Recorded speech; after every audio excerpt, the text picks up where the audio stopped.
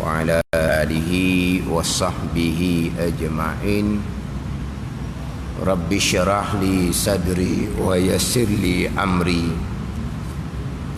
واحلل عقدة من لساني يفقه قولي. سبحانك لا علم لنا إلا ما علمتنا إنك أنت العليم الحكيم. ولا حول ولا قوة إلا بالله العلي العظيم. Kitab Fathul Mu'in, muka surat 67. Muka surat 67, petok yang pertama, baris yang kedua daripada atas. Petok yang pertama, baris yang kedua daripada atas.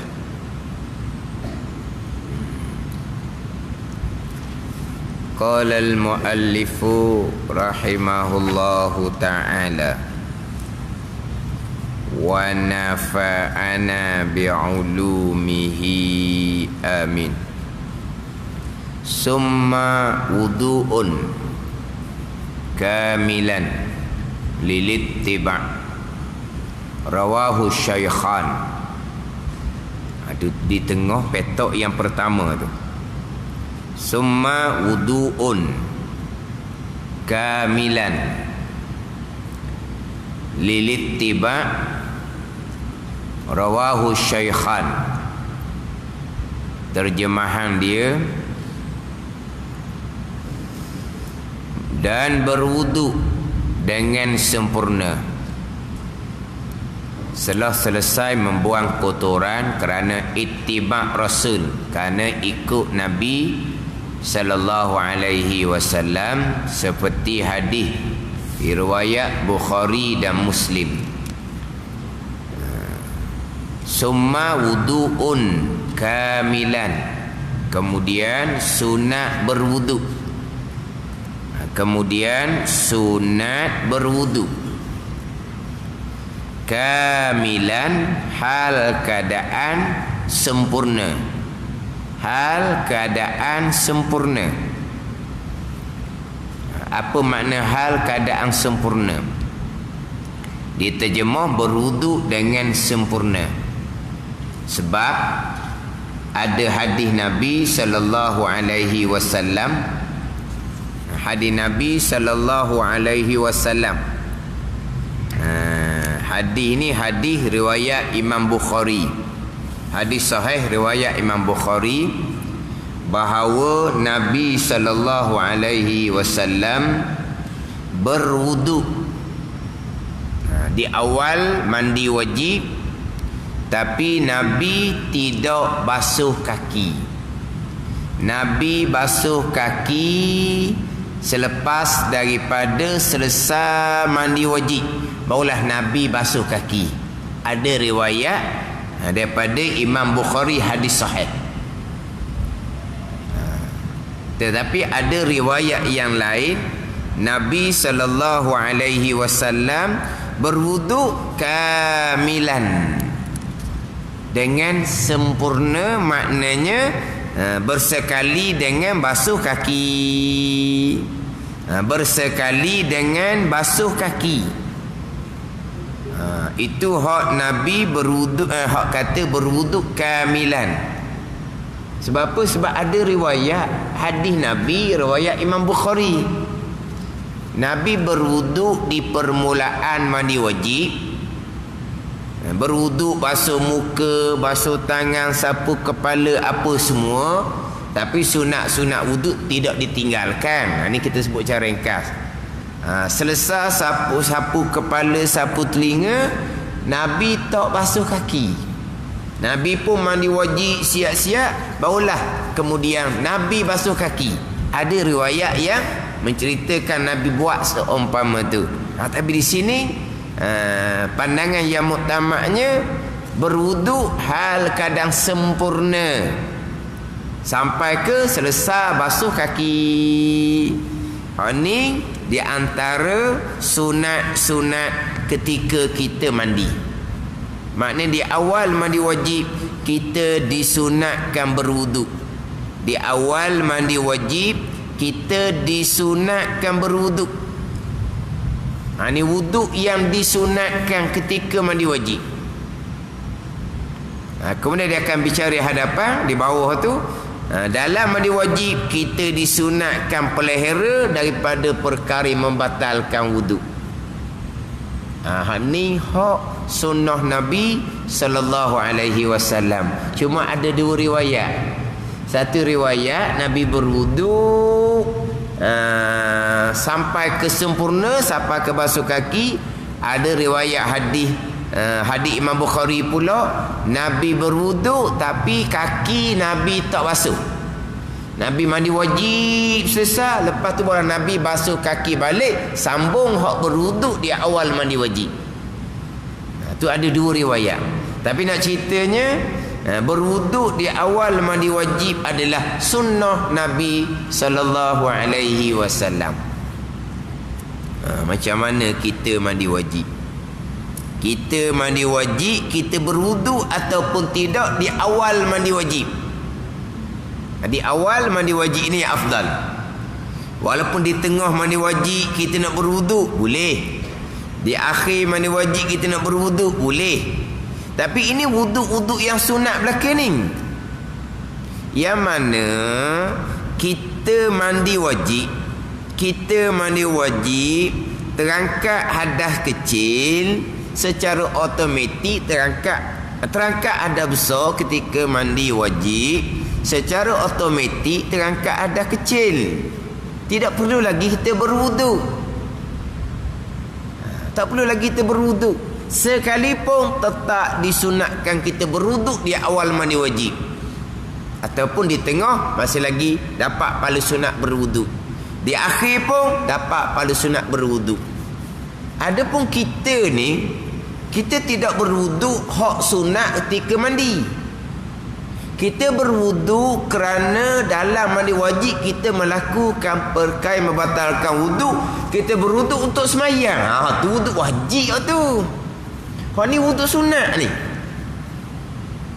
Yang mana ketika mandi wajib terangkat ada besar, dah ada kecil, lagilah terangkat. Ada besar terangkat, ada kecil, lagilah terangkat. Terangkat ada kecil ni lah kita disunatkan berwuduk di awal mandi wajib, ataupun di tengah, ataupun di akhir. Hak kita memang kita sudah mandi wajib kita berwuduk, itu bukan wuduk yang disunatkan ketika mandi wajib. Itu wuduk yang wajib kerana tengah mandi wajib kita melakukan perkara yang membatalkan wuduk. Yang kita nak semayang ni memang wajib kita kena berwuduk. Ni tak ni. Ni berwuduk sebagai sunat ketika mandi wajib. Dan ketika mandi wajib itu disunatkan kita pelihara daripada perkara yang membatalkan wuduk. Kita tanpa berwuduk sekalipun, kita tinggal sunnah Nabi yang disunatkan berwuduk di awal mandi wajib ni, pun kita disunatkan ketika mandi wajib jangan melakukan perkara yang membatalkan wuduk. Walaupun kita tidak melakukan wuduk sunat sekalipun, kita tetap kita mandi wajib tak ada ambil wuduk.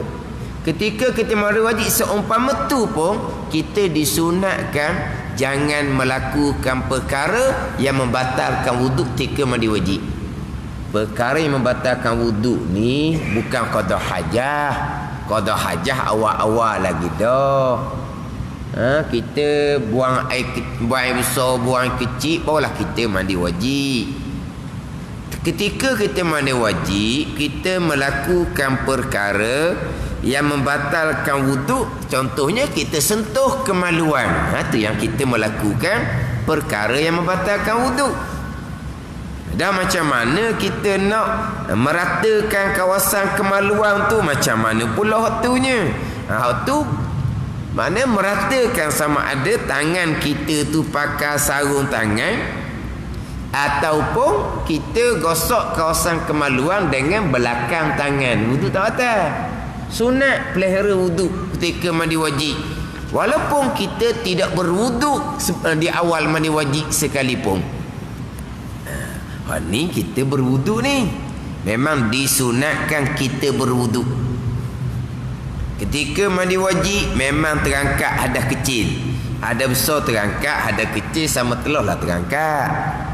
Sekalipun kita disunatkan berwuduk di awal mandi wajib. Wuduk yang sempurna sampai kepada basuh kaki. Sampai ke basuh kaki.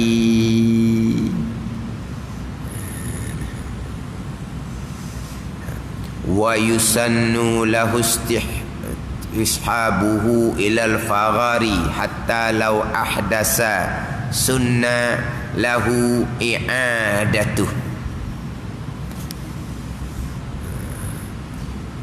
Dia tulis yang kelima tu. Jadi sunat ketika mandi yang kelima. Terjemahan dia pula tu melanggengkan. Wah, payuhnya. Melanggengkan. Apa dia melanggengkan? Istishab ni mana mengekali. Mengekali. Istishabuhu tu mengekali. Melanggengkan keadaan suci daripada hadas kecil sampai selesai wuduk. Wa yusannu lahu, dan disunatkan baginya, bagi seseorang yang mandi, istishabuhu, mengekali akannya akan wuduk ilal faghari, hingga selesai mandi wajib. Situ berwuduk di awal mandi wajib. Sunat bagi yang mandi ni mengekalkan wuduk hingga selesai mandi wajib. Mengekalkan wuduk mana? Jangan melakukan perkara yang membatalkan wuduk. Hatta lau ahdasa, sehingga jikalau berhadas ia, mana contohnya kentut ataupun sentuh kemaluan, sunnah lahu i'adatu, disunatkan baginya, bagi seseorang i'adatu, mengulangi akan wuduk. Ini pandangan Ibnu Hajar.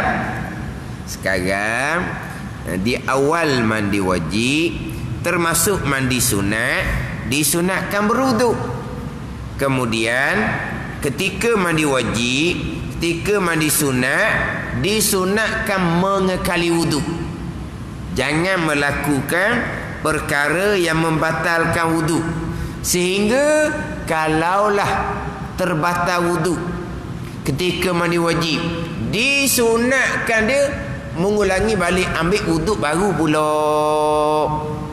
Ini disunatkan. Hak ni hak pandangan Ibnu Hajar. Pandangan Syekh Ramli, tidak disunatkan kembali balik mengambil wuduk. Tidak disunatkan kembali balik mengambil wuduk. Sekarang ni begini, dia berwuduk ni ada di antara perkara yang disunatkan. Yang afdalnya kita berwuduk di awal mandi wajib. Kemudian kita sudah berwuduk, mana kita sudah melakukan perkara yang disunatkan. Jadi kalau ketika mandi wajib berhadas, melakukan perkara yang membatalkan wuduk, pandangan Syekh Ibnu Hajar dan kitab Fathul Mu'in ini, sunat kita ambil wuduk lain. Berhenti mandi wajib sekejap, ambil wuduk lain. Tapi bagi pandangan Syekh Ramli, tak sunat dah. Sebab berwuduk yang disunatkan di awal mandi wajib itu kekal. Wuduk tu kekal. Wuduk tu tak batal. Wuduk tu kekal. Wuduk mana ni? Wuduk yang disunatkan ketika mandi wajib. Bukan wuduk yang boleh semayang. Tak boleh semayang dah sebab dia berhadas. Tapi wuduk tu kekal. Walaupun dia sudah menyentuh kemaluan contohnya. Sebab sekarang ni wuduk ni wuduk yang sunat di awal mandi wajib. Ketika mandi wajib tiba-tiba sentuh kemaluan. Wuduk nisbah sunat ketika mandi wajib ni tak terbatal dengan hadas tu. Ni pandangan Syekh Ramli. Ni kitab kita ni sunat ambil wuduk baru. Dia begini. Ni contoh-contoh. Kita pergi pada wuduk untuk tidur. Wuduk untuk tidur. Yang mana kita disunatkan berwuduk. Sebelum kita tidur, sunat berwuduk. Sebelum kita tidur, sunat berwuduk. Kita pun berwuduk untuk tidur.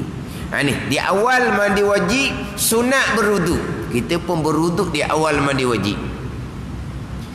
Kita berwuduk ketika nak tidur, wuduk tu tak batal dengan hadas. Tak batal. Wuduk ni sebab tidur tu tak batal. Tapi wuduk tu nak sembahyang sunat tak boleh. Wuduk tu nak sentuh Al-Quran tak boleh. Tapi wuduk untuk tidur kekal. Ada gitu. Jadi wuduk untuk sunat di awal mandi wajib ni kekal wuduk tu. Tak batal wuduk tu dengan berhadas. Itu pandangan Syekh Ramli. Ada ni. Berbanding tadi, berbanding kita berwuduk yang disunatkan sebelum kita ni tidur. Lepas tu kita pun nak tidur dalam wuduk. Kita nak tidur dalam wuduk. Jadi muskil kita nak tidur dalam wuduk macam mana? Orang duduk nampaknya nak tidur dalam wuduk macam mana? Sebab nanti bersentuh antara suami dan isteri. Jadi macam mana nak tidur dalam wuduk? Ni ada orang ceramah ni, dia kata orang yang bermazhab Syafi'i tak adaklah bahagian tidur dengan wuduk. Sebab bersentuh suami isteri, mazhab Syafi'inya batal wuduk. Kalau mazhab lain boleh tidur dengan wuduk. Sebab bersentuh suami isteri, wuduk tak batal. Ada orang ceramah gitu. Sekarang mazhab Syafi'i kitanya bersentuh kulit suami isteri, wuduk batal. Mazhab Maliki, Hanafi, Hambali bersentuh kulit suami dan isteri, wuduknya tidak batal. Jadi maknanya orang yang beramal dengan fiqh mazhab Syafi'i tidak ada bahagian tidur serta wuduk. Sebab apa? Sebab sebelum tidur sentuh antara suami isteri. Jadi kalau orang yang mazhab Syafi'i ni nak tidur setengah wuduk, dia kena pakai mazhab lain. Gitu. Kata tak ada bahagian lah, dia kata. Sebab apa? Sebab bersentuh suami isteri, wuduk batal, tak ada bahagian nak tidur serta wuduk. Dia menyebabkan batal wuduk ni hanya bersentuh suami isteri saja. Bila kita tidur, kita lelap, batal ada wuduk? Batal juga. Batal juga. Lepas macam nak tidur dengan wuduk? Tidur congok lah. Tidur duduk sandar di mana? Hati tu depan sandar. Apa tidur sandar? Tidur biar papa punggung rapat. Nak tidur dengan wuduk, tidur duduk lah. Ataupun tidur atas kursi sofa tu, tidur. Dah. Masalah sekarang bukan hanya bersentuh kulit suami isteri membatalkan wuduk, bahkan lelak tidur tu batal wuduk dah. Tu batal wuduk nisbah nak semayang. Tapi wuduk disebut tidur bersentuh suami isteri tak batal wuduk. Tidur lelak pun tak batal wuduk. Makna kita kekal tidur serta wuduk. Bila kau batal wuduk nisbah dengan tidur? Batal dengan bersetubuh. Barulah bila bersetubuh batal dah wuduk untuk tidur tu. Nak sambung tidur kena ambil wuduk baru. Tu je. Faham situ dah. Sebab ada orang yang dia tidur bilik asing-asing. Sebab apa tidur bilik asing-asing? Sebab dia nak tidur dengan wudu. Bila tu? Lepas tua dah. Sebab apa? Daripada muda nak tidur asing-asing. Tua baru nak tidur asing-asing. Kononnya nak tidur serta dengan wudu. Dia tidur asing-asing. Nak tidur dengan wudu. Kata masalah tidur asing-asing pun kata nanti apabila lelap sahaja tidur melentang, papan punggung tak rapat dengan latar, batal agak wudu. Lepas tu macam mana? Tidur dah kadang duduk. Boleh mikir. Dah nak tidur duduk macam mana? Dah kata nak tidur dengan wudu. Dia wudu untuk tidur tidak batal. Wudu untuk tidur tidak batal. Untuk dengan berhadas batal dengan bersetubuh. Sama juga ni. Hak berkaitan dengan wudu yang disunatkan. Wudu yang disunatkan ketika mandi wajib tidak akan terbatal dengan hadas. Tidak terbatal dengan hadas. Walaupun disentuh kemaluan, walaupun dikentut ketika mandi wajib, wudu untuk tidur tu kekal. Itu pandangan yang muktamad di sisi Syekh Ramli. Tapi wudu tak ada dah untuk semayang. Tapi wudu masih lagi kekal sebagai sunat di permulaan kita mandi wajib. Tak perlu perbaharukan wudu walaupun kita berhadas. Dan kitab ni disunatkan kita mengulangi balik wudu. Itu pandangan Syekh Ibnu Hajar. Ada kitab kita ni. Syekh Ramli tak. Syekh Ramli sama macam hak wudu nisbah dengan tidur. Sama je. Jadi di awal mandi wajib ambil air semayang sampai ke sesar basuh kaki. Kemudian disunatkan pelihara daripada yang membatalkan wudu. Tiba-tiba kentut juga contohnya. Terbatal wudu juga contohnya dengan hadas. Maknanya wudu nisbah untuk semayang tak ada. Tapi wudu untuk sunat ketika mandi kekal. Tak perlu perbaharukan wudu sebab wudu tu masih lagi ada, sebab wudu tu tak batal dengan hadas. Wudu sebagai sunat ketika mandi wajib. Adapun selesai mandi wajib untuk sembahyang wajib kena ambil wudu lain. Dia gitu. Tapi pandangan Syekh dan kitab kita ni berwudu di awal mandi wajib terlebih afdal. Pelihara disunatkan kita kekalkan wudu kita dengan bahawa jangan melakukan perkara membatalkan wudu. Terbatal juga wudu berhadas, disunatkan kita mengulangi wudu yang lain. Itu pandangan Syekh Ibnu Hajar. Tapi fahamlah pandangan Syekh Ramli tu. Walaupun wudu tu kekal sebagai sunat ketika mandi wajib, tapi apabila selesai mandi wajib, wajib berwudu untuk sembahyang. Sebab apabila berhadas ketika mandi wajib, wudu hak disunatkan tu terbatal nisbah dengan sembahyang. Dan wudu yang terangkat hadas kecil ketika mandi wajib pun terbatal juga untuk semayang, tak ada lah. Jadi kita ni kalau kira lah ada dua wudu di situ. Yang pertama, kita wudu yang disunatkan di awal kita mandi wajib. Kemudian ketika mandi wajib terangkat hadas kecil pula, dapat satu lagi wudu. Pandai ni. Tiba-tiba berhadas, habis belakalah tu. Tak ada lah wudu tu untuk semayang. Wudu semayang tak ada lah. Sudah mandi wajib, wajib berwudu lain untuk sembahyang.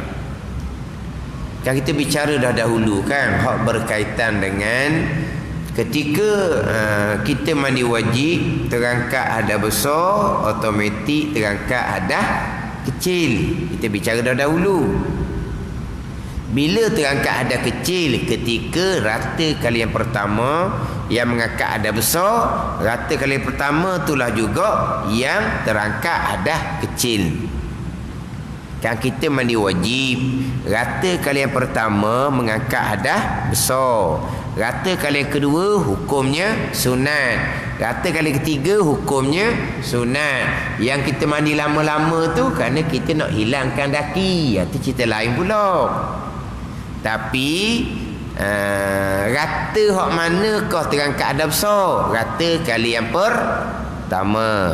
Rata kali pertama itulah terangkat ada besar, air kena di muka, automatik terangkat ada kecil, air kena di tangan sampai ke siku, terangkat ada kecil. Ketika rata kali pertama yang terangkat ada besar tu. Ada ni. Tiba-tiba berhadah, contohnya sentuh kemaluan. Hak hadah kecil yang terangkat yang mana kita berwuduk sudah terbatal. Tetapi anggota wuduk, muka, tangan, kepala, kaki itu masih lagi air meratai. Tapi bukan air yang mengangkat adab besar. Sebab mengangkat adab besar, air rata kali yang pertama saja. Hak itulah terangkat adab besar dan automatik terangkat adab kecil. Sebab ada orang yang salah faham. Salah faham ni beratlah. Maknanya mandi wajib selesai dah terangkat ada besar, terangkat ada kecil. Tiba-tiba contohnya sentuh kemaluan ketika nak meratakan air, maka kita kembali berhadah kecil. Dalam pengajaran ni air masih lagi siram di tubuh kita. Air masih lagi kena muka, kena tangan, kena kepala, kena kaki. Wuduk boleh semula lah dia kata. Salah sangat-sangat. Sekarang rata kali pertama beres dah. Terangkat ada besar, automatik terangkat ada kecil di muka, di tangan, di kepala, di kaki. Kemudian sentuh kemaluan, maka terbatallah wuduk. Ada kecil yang terangkat tu kembali berhadap kecil. Okeylah. Tapi air masih lagi menyirami tubuh kita. Mana air masih lagi kena muka, anggota wuduk, kena tangan sampai ke siku, kena kepala dan kena kaki. Wuduk boleh semula lah dia kata. Tu salah sangat gitu. Terangkat ada kecil adalah ketika terangkat ada besar. Terangkat ada besar hanya rata kali yang pertama. Rata kali kedua sunat juga bukan mengangkat adab besar dah. Rata kali ketiga sunat juga bukan mengangkat adab besar dah. Maka bila tidak mengangkat adab besar, kalau kita berhadah tidak mengangkatlah adab kecil. Dia gitu. Memanglah selepas daripada kita berhadas sentuh kemaluan, contohnya ketika meratakan kawasan kemaluan, memanglah kita mandi wajib ni air ni duduk sirang. Tapi itu bukan air untuk mengangkat adab besar.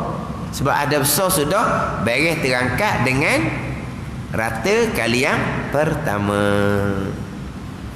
Maknanya wajib kena berwuduk lain lah untuk sembahyang. Dia kata boleh semula wuduk sebab air masih lagi meratai tubuh yang mana termasuk anggota wuduk muka, tangan, kepala dan kaki. Dia hanya terangkat ada kecil automatik. Ketika terangkat ada besar, terangkat ada besar hanyalah di rata kali yang pertama. Anda faham situ? Cuma kita bicara dahulu, ingat tak berkaitan dengan tertib wuduk. Rukun wuduk yang ke-6 tertib. Ada ketika kita ada bicara dalam kitab ni. Rukun wuduk yang ke-6. Tak ada. Rukun wuduk yang ke-6 tertib. Tetapi tertib ni rukun tertib ni tidak ada ketika terangkat ada kecil automatik bersama dengan terangkat ada besar. Dia tidak ada rukun tertib di situ. Sekarang kita berwuduk. Tertib rukun wuduk yang ke-6. Adapun ketika kita mandi wajib, terhasil wuduk, terangkat ada kecil, terhasil wuduk, terangkat ada kecil, secara automatik ketika mengangkat ada besar mandi wajib, dia tidak ada rukun tertib. Dia tidak ada. Kita wuduk biasa ni, rukun yang wuduk yang ke-6 tertib. Ada pun wuduk automatik. Wuduk automatik. Terangkat ada kecil yang automatik. Ada ni. Terangkat ada kecil yang automatik mana? Ketika terangkat ada besar. Terangkat ada kecil yang automatik ketika terangkat ada besar, mana boleh wuduk lah tu. Wuduk yang dapat automatik ketika mandi wajib, wuduk tu tidak ada rukun tertib. Kita bicara dah, tidak ada rukun tertib. Contohnya macam mana? Contohnya kita sejuk, kita mandi wajib, kita ratakan daripada bawah. Kita mandi wajib, kita ratakan daripada bawah. Bila kita ratakan daripada bawah, kita ratakan daripada kaki. Kita niat mandi wajib, kita mula daripada kaki, sejuk. Dia kalau mandi daripada atas, dia kata kejutan sejuk menyebabkan kulit cepat tua. Wallahu a'lam lah, betul ke tak? Kalau perlahan-perlahan air daripada bawah naik ke atas, maka sejuk tu tidak mengejut di muka, maka muka jadi lambat tua. Ya? Ya ke tak? Tak, dia kata kalau siram air, jadi sejuk mengejut di muka menyebabkan muka cepat tua. Jadi kalau mandi daripada bawah naik ke atas, jadi sejuk di atas tu tak mengejut lah, sebab dia daripada bawah, maka lambat tua. Tu wallahu a'lam. Jadi dia mandi wajib, dia ratakan daripada bawah. Bila dia ratakan daripada bawah, bermula di kaki. Kaki anggota wudu. Jadi terangkat ada besar di kaki, automatik terangkat ada kecil. Macam mana boleh terangkat ada kecil di kaki? Muka tak kena air lagi, tangan tak kena air lagi, kepala tak kena air lagi. Mana boleh terangkat ada kecil di kaki? Automatik ketika ni terangkat ada besar tu. Sebab tadilah dia tidak ada rukun tertib. Memang terangkat ada kecil di kaki. Sampai di tengah disentuh kemaluan, maka kaki itu kembali berhadas kecil. Kaki kembali berhadas kecil. Dah kaki je. Tangan, muka, kepala, dia belum lagi terangkat ada kecil di situ. Dia baru duduk sebelah bawah barunya. Faham tak ni? Jadi kakinya kembali berhadas kecil.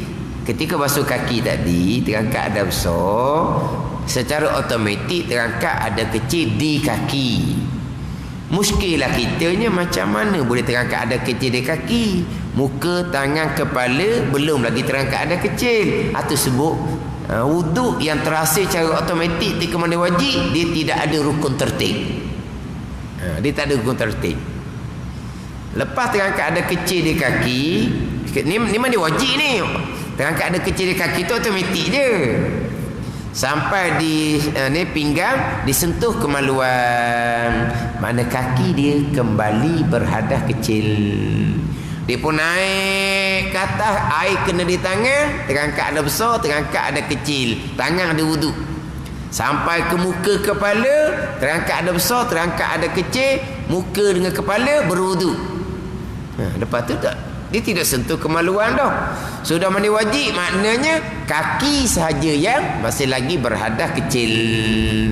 Lepas tu macam mana? Basuh kaki ni ambil air semayang. Sudah. Basuh kaki niat ambil air semayang. Lepas tu muka, tangan, kepala wuduk masih lagi ada. Sebab disentuh kemaluan, masa tu muka, tangan, kepala belum terangkat ada besar dan belum terangkat ada kecil. Jadi kaki yang sudah terangkat ada kecil, lepas tu sentuh kemaluan, kaki yang terangkat ada kecil, kaki yang diwuduk kembali berada kecil, kembali terbatal wuduk untuk kaki. Jadi belah atas tu terangkat ada besar, terangkat ada kecil. Sudah selesai mandi wajib, muka, tangan, kepala ada wudu, suci daripada hadas kecil, kaki sahaja yang berhadas kecil, maka basuh kaki lah niat ambil semayang. Niat ambil semayang pelik pula di kaki. Di kaki lah niat ambil semayang, sebab itulah anggota pertama yang kita berwudu. Di kaki lah niat ambil semayang. Kita ni ambil semayang di muka sebab kita muka anggota pertama. Sekarang ni muka beres dah, tak perlu dah ambil semayang. Tangan kepala beres dah, tak perlu ambil semayang. Manakah anggota pertama yang perlu ambil semayang? Kaki saja. Masuk kaki lah ni ambil semayang. Mana? Ni hukum peko. Tapi kalau kita ratakan daripada atas, muka terangkat ada kecil, kepala terangkat ada kecil, tangan terangkat ada kecil, kaki belum sentuh kemaluan, maka muka, kepala, tangan kembali berhadap kecil. Lepas itu barulah rata sebelah bawah, barulah kaki kena air, maka kaki terangkat ada kecil. Lepas itu wuduk tidak lagi melakukan perkara batal wuduk. Sudah jam semayang, kaki dia masih lagi ada wuduk. Lepas tu dia ambil wuduk, basuh muka, basuh tangan, basuh sapu kepala saja, kaki tak payah basuh. Gimana? Payah nak mikir, ni cerita bab ilmu. Cerita bab ilmu. Ni mandi sentiasa buat perkara yang membatalkan wuduk. Tak apa, sudah selesai mandi wajib kita ambil wuduk kan. Tu kita buat senang lah sebab air banyak. Air banyak. Kalau sunat-sunat kita tak buat pun, berwuduk kita tak buat. Wuduk sebelum di awal mandi wajib kita tinggalkan, walaupun itu sunnah Nabi sallallahu alaihi wasallam. Jadi makna ketika mandi wajib itu, situ ada dua wuduk di situ. Wuduk yang kita ambil di awal mandi wajib, wuduk yang terhasil dengan terangkat hadas besar. Jadi kena peliharalah, jangan melakukan perkara yang membatalkan wuduk. Kalau berhadas, ni pada kita ni sunat kembali ambil wuduk baru. Pandangan Syekh Ramli dak sunat. Wuduk untuk mandi wajib kekal. Contoh sebab hak cik saya cerita tadilah. Wuduk untuk tidur kekal. Tidak batal wuduk disebabkan tidur kerana hadas, melainkan wuduk untuk tidur batal dengan bersetubuh baru batal. Maknanya kita tidur dengan wuduk. Kita tidur dengan wuduk. Wuduk tu tak batal dengan berhadas. Yang batal hanya dengan bersetubuh sahaja. Maknanya kalau kita bangun kencing sekalipun, kita tidak perlu berwuduk baru untuk tidur, sebab kita masih lagi ada wuduk. Kencing sekalipun tidak membatalkan wuduk nisbah dengan tidur. Yang batal wuduk sebab tidur hanya bersetubuh sahaja. Berkali-kali bangun kencing. Sebab apa? Penyakit kencing mani. Tahu kencing mani ke tak? Kencing mani lah. Jadi bangun kencing, lepas tu ambil wuduk pula, sejuk pula. Nak sambung tidur payah dah sejuk. Boleh tidur sekejap, nak kencing pula, bangun pula, ambil wuduk pula, sejuk pulanya. Sungguh dah bila kena air, bila sejuk kita jadi segar, mata jadi keras. Nak sambung tidur macam mana? Payah boleh sambung tidur. Boleh sambung tidur sekejap, nak kencing pula. Kencing mani kan? Maknanya bangun kencing. Wuduk tak payah ambil. Sebab apa? Sebab wuduk untuk tidur kekal. Tidak terbatal dengan hadas. Hadas ni sentuh suami isteri, tidur, kencing, tidak terbatal dengan hadas. Batal wuduk untuk tidur hanya setubuh je. Mana? Bolehlah ceramah tu. Dia kata orang yang pakar fiqh mazhab Syafi'i tidak boleh tidur dengan wuduk, melainkan orang yang pakar fiqh mazhab Syafi'i ni nak tidur wuduk, dia kena turut mazhab lain yang mana bersentuh sama isteri wuduk tak batal. Tak payah. Jadi dia ingat ke bersentuh sama isteri je membatalkan wuduk. Lena tidur tu dalam keadaan apa-apa pun tak rapat, batal wuduk juga, bukannya bersentuh sama isteri. Dia nak suruh kita tinggal mazhab Syafi'i lah, baru boleh tidur dengan wuduk. Dia tak tidur dengan wuduk, dia kata.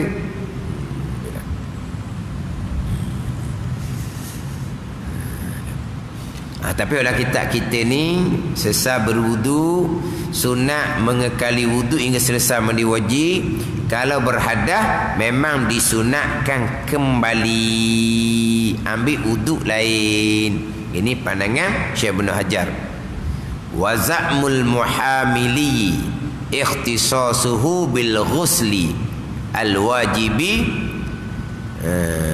dha'ifun. Seperti pendapat Al-Muhammili Za'mani, kalau kata kat sangkaan lah, sangka.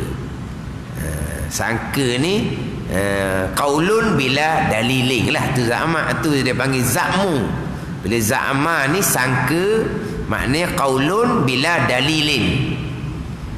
Ataupun qala qaulan dha'ifan, itu za'mu. Ini pandangan dhaif. Za'mu saja ni. Bahawa wuduk disunnahkan hanya untuk orang yang mandi wajib adalah lemah. Sekarang ni gini, kita bicara sunat ketika mandi, sama ada mandi wajib ataupun mandi sunat. Sunat ni ketika mandi wajib ataupun mandi sunat. Yang kita bicara dahulu baca bismillah, mandi wajib pun sunat baca bismillah, mandi sunat pun sunat baca bismillah. Berkomo-komo dan memasukkan air ke dalam hidung, mandi wajib pun sunat, mandi sunat pun sunat. Berwuduk ni sama juga. Ketika mandi wajib pun sunat, ketika mandi sunat pun sunat. Kita berwuduk di awal mandi sunat pagi raya, di awal mandi sunat pagi Jumaat. Sunat ambil wuduk ni. Tapi Muhammili kata sunat berwuduk ni hanya ketika mandi wajib. Itu pandangan dhaif. Pandangan muktamadnya ketika mandi sunat pun disunat juga kita berwuduk di awalnya, walaupun ketika mandi sunat sekalipun. Wal afdalu adamu takhiri ghasli qadamaihi anil ghusli kama surriha bihi fil ghawdati wa in sabata ta'khiruhuma fil Bukhari. Yang lebih afdal adalah tidak usah menundakan membasuh telapak kaki sesudah mandi, seperti yang dijelaskan di dalam Ar-Rawdah oleh Imam Nawawi, walaupun ada keterangan tentang penundaannya dalam Al-Bukhari. Jadi sebut tadi kan, sunat berwuduk kamilan, hal keadaan sempurna. Jadi hak kamilan ni afdal. Apa afdal? Ketiadaan mentakhirkan basuh dua kaki daripada mandi. Afdal je. Sekalipun sabit pada hadis Bukhari, Nabi berwuduk ketika awal mandi wajib, Nabi tidak basuh kaki. Nabi tidak basuh kaki. Kemudian sudah je mandi wajib, Nabi baru basuh kaki. Ada hadis riwayat hak Imam Bukhari. Tapi yang afdalnya berwuduk kamilan, sempurnalah sampai selesai basuh kaki. Sebab apa? Sebab sama-sama ada hadis. Walau tawadda'a asna al-ghusli aw ba'dahu hasala lahu aslu sunnati lakinil afdalu taqdimuhu wa yukrahu tarkuhu. Jika berwuduk di tengah-tengah mandi, yang mana disunatkan berwuduk di awal mandi, dia mandi separuh barulah dia berwuduk, atau sesudahnya, sesudah mandi beres baru dia berwuduk, cukup pula sebagai kesunahan. Hasalah hasil sunnah, terhasil asal sunnah.